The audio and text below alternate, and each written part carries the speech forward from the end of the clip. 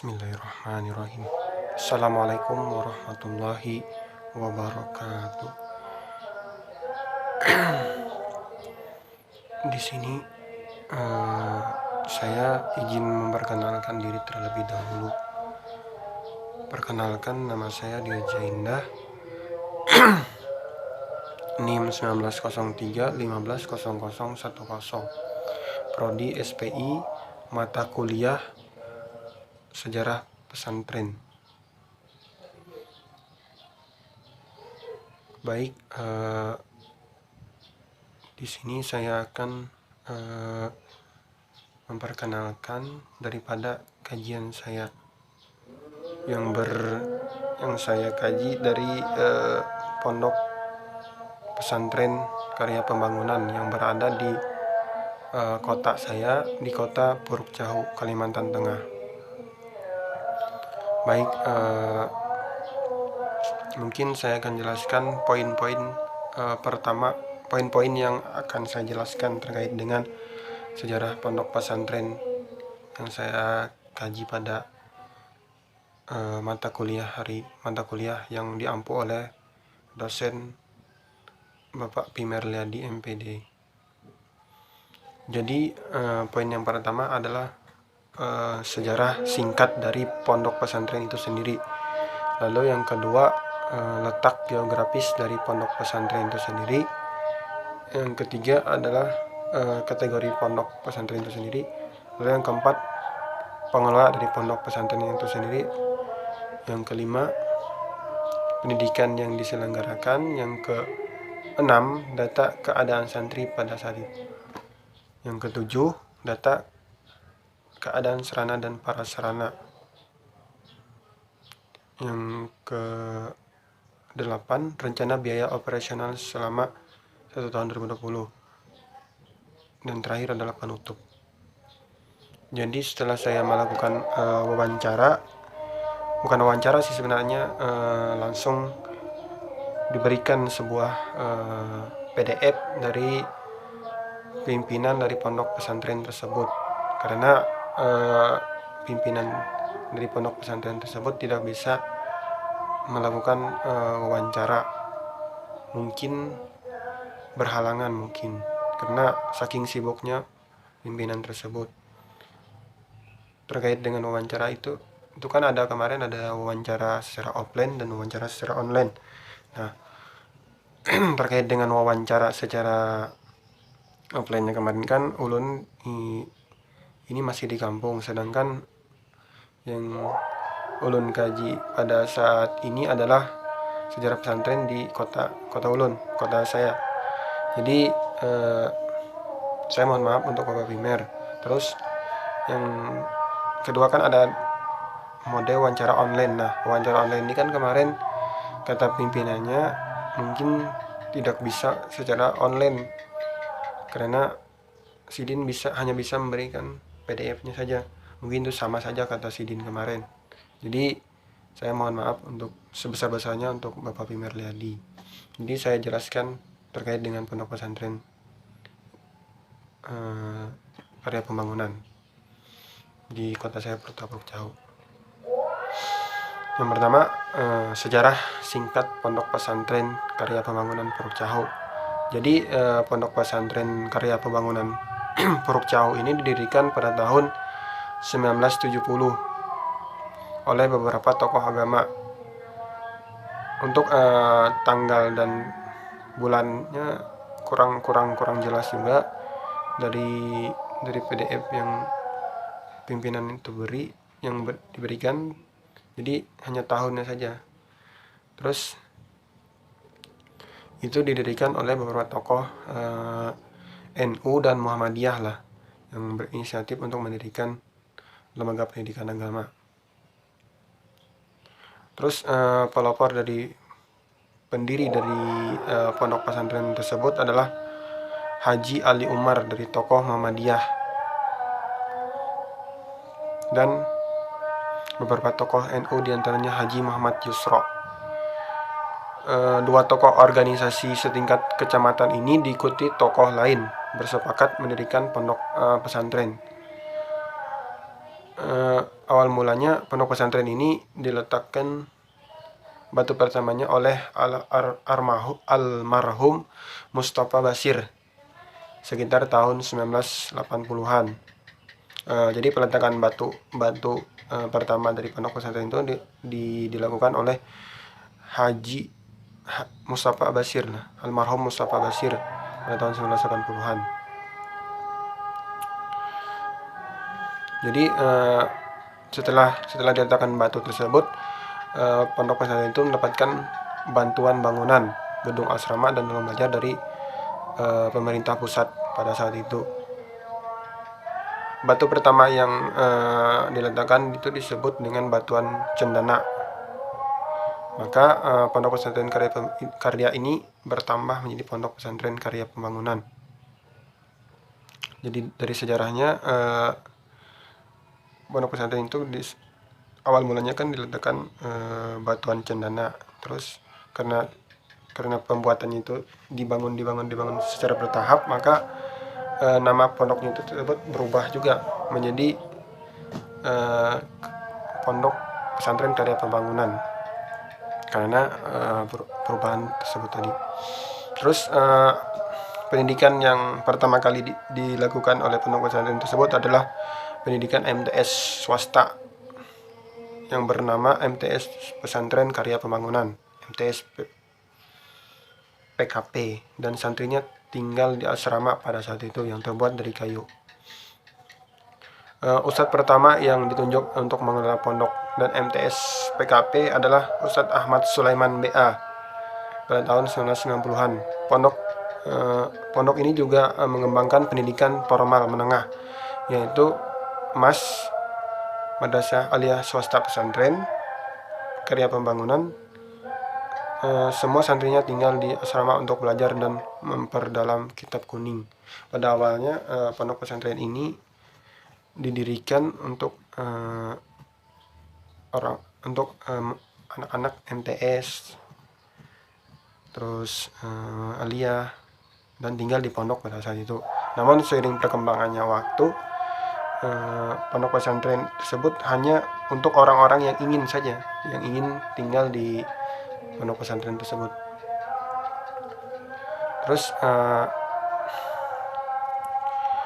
seiring dengan perkembangan zaman, dulunya kan Kecamatan Murung, Kabupaten Barito Utara, sekarang menjadi Kabupaten Murung Raya setelah dimekarkan. Dulu kan Barito Utara dan Murung Raya itu jadi satu lah. Dulu Murung Raya itu disebut dengan Murung, Kecamatan Murung, dan Barito Utara adalah ibu kota kabupatennya pada saat itu.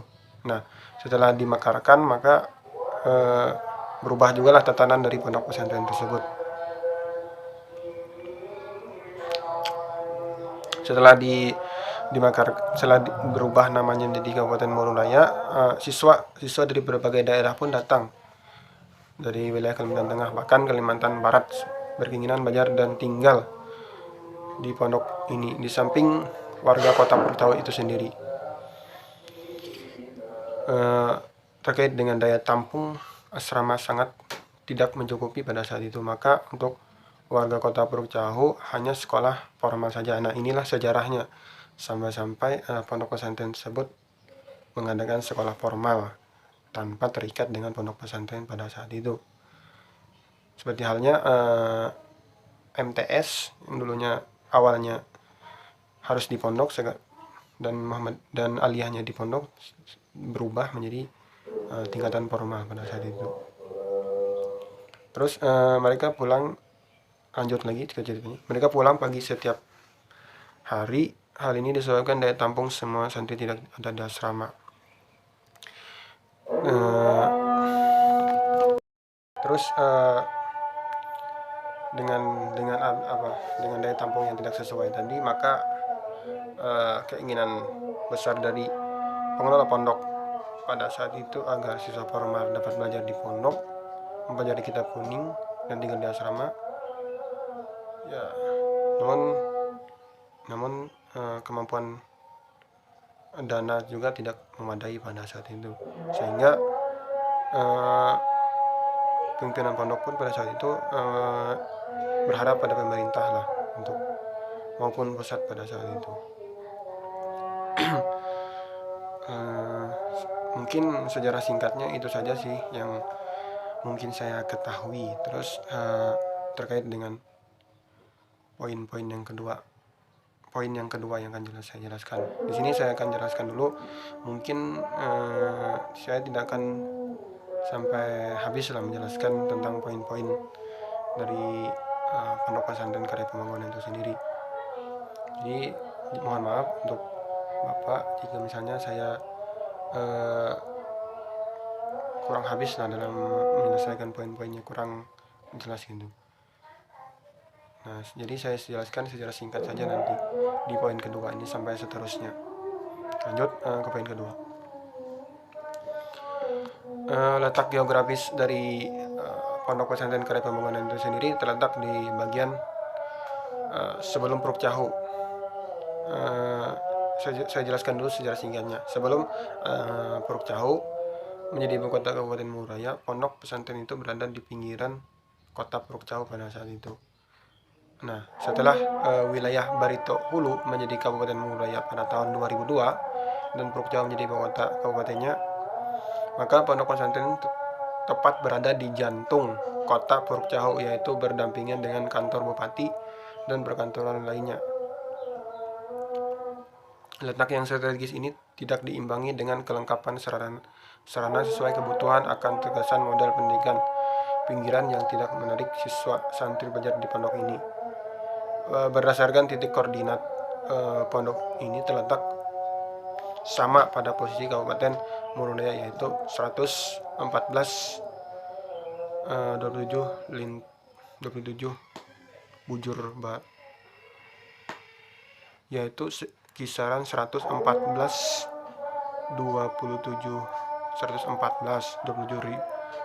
derajat, 115 bujur timur, dan 0,5830 lintang utara sampai 126 derajat lintang selatan. Sebagian besar wilayah terletak pada ketinggian 100 sampai 200 meter di atas permukaan laut, dan sisanya pada ketinggian 400 sampai 500 meter di atas permukaan laut. Berdasarkan tata kewilayahan pondokan ini berada di Jalan Kiai Haji Ahmad Dahlan, nomor 2, Puruk Cahu, Kelurahan Beriwit, Kecamatan Murung Raya, Kabupaten Murung Raya, Kalimantan Tengah. Jadi pada dasarnya Pondok Pesantren ini terletak di Jalan Kiai Haji Ahmad Dahlan di Kota Puruk Cahu. Dan Pondok Pesantren ini juga dulunya sepi gitu, berupa hutan rimba. Terus titik koordinatnya juga dulu kurang diketahui. Sekarang sudah dikembangkan oleh pihak pondok pesantrennya untuk mengetahui titik koordinatnya itu sendiri, tempat pondok pesantren itu sendiri. Terus poin yang ketiga, kategori pondok pesantren karya pembangunan. Di dalam pondok pesantren karya pembangunan ada beberapa kategori yang mengkategorikan pondok itu sendiri. Di dalam kategori pondok ini juga ada dalam terminologi Kementerian Agama yang termuat dalam keputusan Direktur Jenderal Kelembagaan Agama Islam nomor E239/2001 bahwa secara umum pondok pesantren terbagi dua kategori, yaitu Salafiyah dan Halafiyah. Jadi pondok pesantren ini menganut paham Salafiyah dan Halafiyah. Salafiyah itu sendiri adalah sistem pendidikan atau pengajaran yang tetap mempertahankan khas pondok pesantren, baik kurikulum maupun metode, seperti kata bandongan dan sorongan. Pengajaran kitab-kitab klasik berbahasa Arab menjadi ciri khas pondok bahan ajar. Jenjang pendidikan meliputi jenjang tingkat al-ula, wusto, ulia, serta al-haliyah adalah pondok pesantren yang menyelenggarakan pendidikan dengan menerapkan mengadopsi sistem madrasah sekolah kurikulum disesuaikan dengan pemerintah. Jenjang pendidikan meliputi SD, MI, SMP, MTS, SMA, MA, bahkan perguruan tinggi.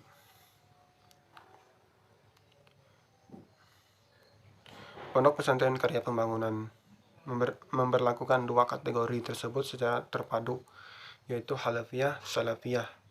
Jadi mengimbangkan lah antara Halafiyah dan Salafiyah. Halafiyah, Salafiyah sebagai ciri khas pondok ini ditandai dengan adanya penyelenggaraan pendidikan formal, yaitu MI, MTS, MA, dan di samping itu juga menyelenggarakan pengajian kitab kuning dengan jenjang pendidikan ula dan wusta. Jadi pondok pesantren ini mengadopsi dua kategori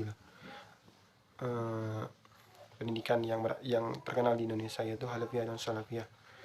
Selain mereka mengutamakan pendidikan agama, mereka juga mengutamakan pendidikan formal, yang dimana mereka menyelenggarakan pendidikan formal dan menyelenggarakan pendidikan agama secara seimbang.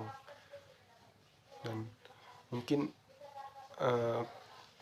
kategori dari pondok pesantren ini sangat bagus, karena pendidikannya itu berimbang begitu, tidak liberal dan juga tidak radikal menurut saya, karena saya dulu kan di pondok pesantren itu juga.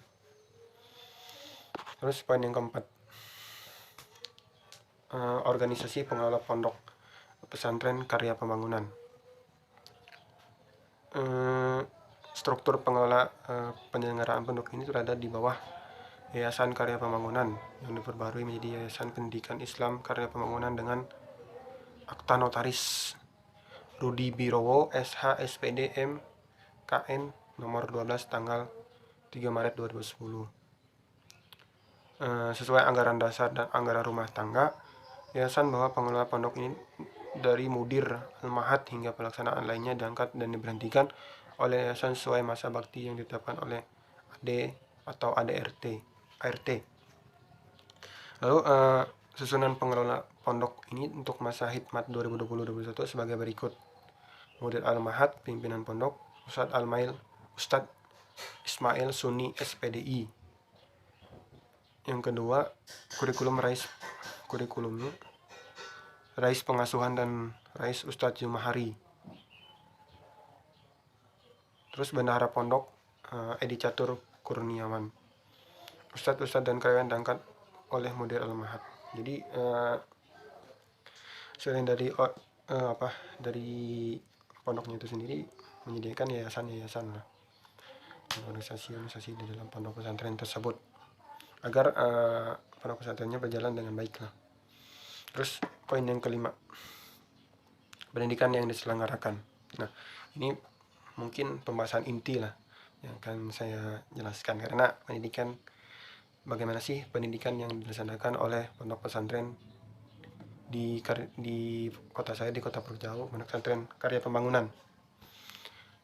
Pada awalnya jenjang pendidikan formal Halafiyah yang dikelola pondok ini adalah MTS PKP dan MA PKP. Namun pada 2009 dan 2010 kedua madrasah ini telah dinegerikan. Kemudian pada tahun 2012, nah ini menarik. Jadi kan pada awal mulanya MA dan MAS atau madrasah MTS yang bersifat swasta awalnya berubah menjadi negeri pada tahun 2009-2010 dan jenjang 2009-2010. Kemudian pada tahun 2012 pondok ini mendirikan MIS Karya Pembangunan. Nah, setelah lepas tangan dari MA dan MTS yang sudah negeri, maka pondok ini mendirikan lagi sebuah yayasan yang bernama MIS yang setingkat dengan SD, Madrasah Ibtidaiyah swasta, yang dinaungi oleh Yayasan Karya Pembangunan itu sendiri. Terus bangunan yang dulu dipakai oleh MTS swasta pada saat itu dipakai oleh MIS pada saat sekarang.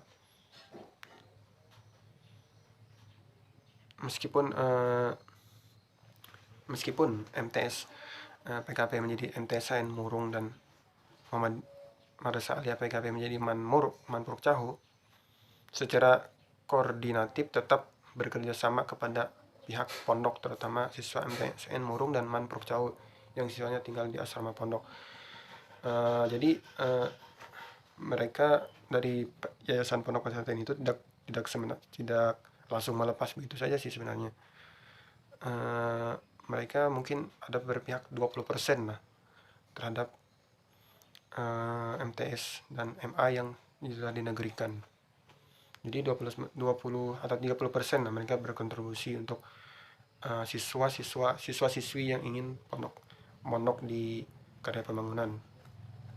Jadi begitu.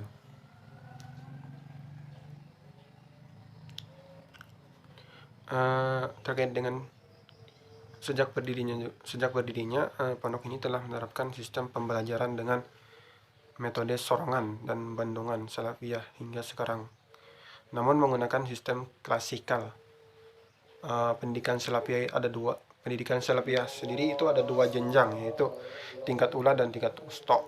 Dengan demikian, santri salafiyah adalah siswa pada MTS dan MA yang memenuhi kemampuan dasar membaca Al-Quran. Begitu juga siswa halafiyah MTS dan MA adalah sebagian yang tampung di asrama pondok ini menjadi santri baik tingkat ula maupun usta. Jadi yang saya sudah alami ketika saya sekolah di pondok pesantren pada saat itu, memang sistem yang dianut adalah sistem salafiyah dan halafiyah. Sistem salafiyah itu sendiri berasal dari intra pondok pesantren itu sendiri, dan halafiyah itu berada di formal. Kan pada awalnya kan MTS pada awalnya sekolah MTS dan MA-nya itu kan bersifat swasta. Nah, setelah diubah menjadi negeri, maka berbagilah sistem-sistem atau kategori-kategori tersebut. Halafiyah ini memang ketika saya sekolah dulu di formal, halafiyah itu tetap terjaga dan salafiyah juga tetap terjaga, namun tidak 100% salafiyah juga di dalam formal tersebut, mungkin 80-20 lah. Kalau misalnya di intra di pondok pesantrennya mungkin salafiyah lebih dominan, 80-20 begitu. Jadi begitu. Nah, terus poin yang ke-6, lanjut. Data keadaan santri. Keseluruhan santri pondok pesantren karya pembangunan yang mengikuti pendidikan madrasah salafiyah berjumlah 23 orang santri dengan rincian sebagai berikut.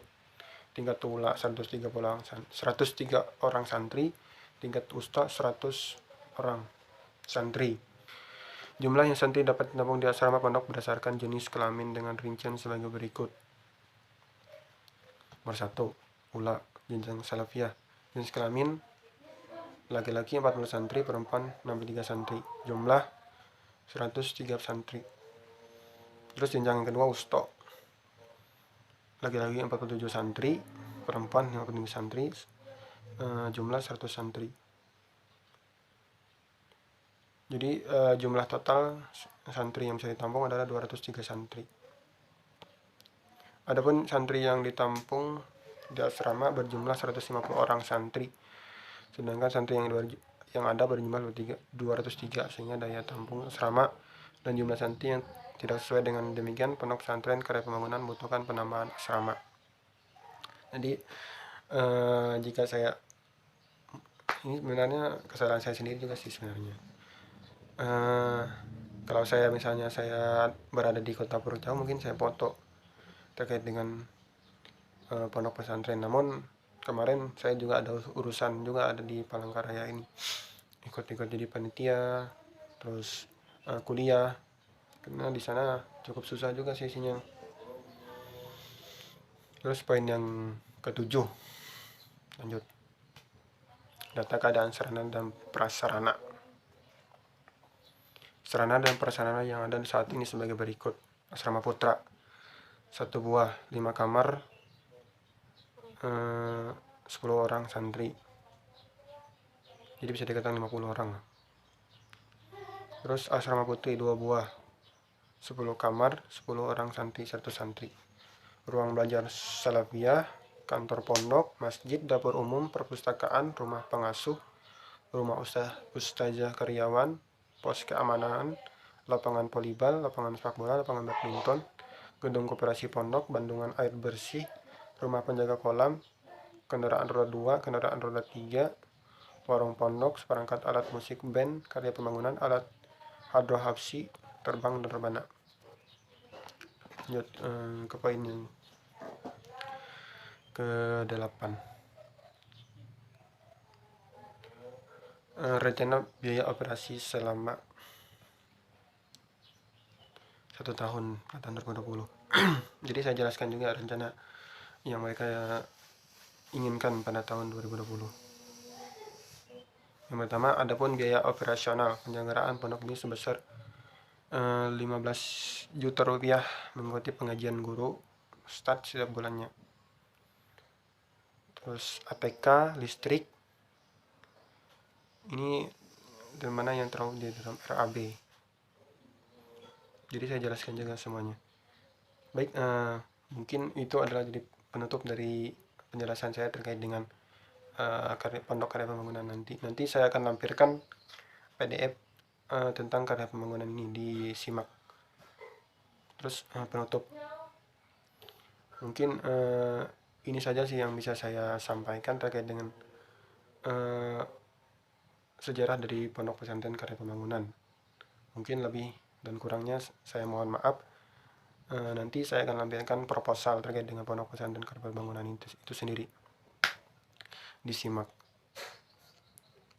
Sekian dan terima kasih. Mohon maaf sebesar-besarnya kepada Bapak Pimerliadi MPDI yang mungkin banyak kekurangan lah dalam penyampaian saya atau penelitian saya terkait dengan pondok pesantren karya pembangunan. Saya meminta mohon banyak sebesar-besarnya. Mungkin saya akhiri. Wallahu a'lam bishawab. Wassalamualaikum warahmatullahi wabarakatuh.